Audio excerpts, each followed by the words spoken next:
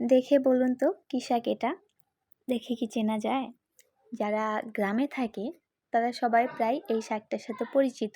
আর যারা শহরে থাকে তারা হচ্ছে কাঁচা বাজারের যে হাট, ওইখানে তারা এই শাকটার সাথে পরিচিত।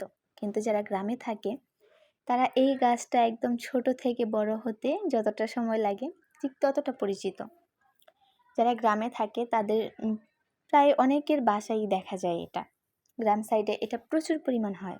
বোনের বাসায় গিয়েছিলাম আমি, যাওয়ার পরে দেখলাম যে পুকুরে প্রচুর পরিমাণ হয়ে আছে।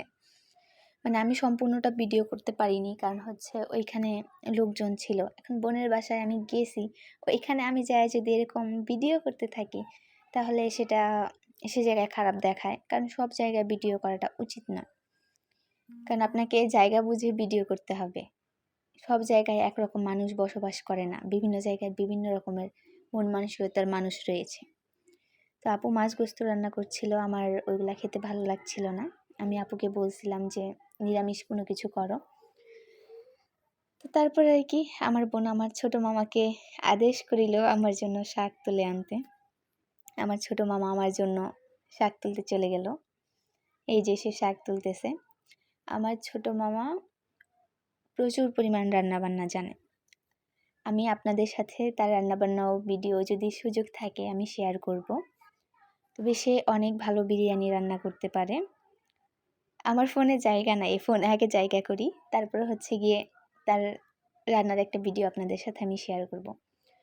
তার হাতের রান্না এত পরিমাণ মজা বলে বোঝাতে পারবো না। আমি মেয়ে হয়েও এত ভালো রান্না করতে পারি না। আমার মামা এত সুন্দর রান্না করে। তো সব শেষে পুকুর থেকে আমার মামা আমাকে এই যে তুলে দিল এইগুলো একদম সুন্দর করে গুছিয়ে। তারপরে আমি আপুর কাছে সেগুলো নিয়ে যাচ্ছিলাম।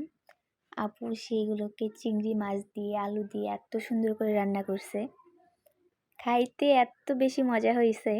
কিন্তু দুঃখের বিষয় আমার ফোনে জায়গা নাই দেখে আমি রান্নাটার ভিডিও করতে পারিনি, নয়তো আমি শেয়ার করতাম।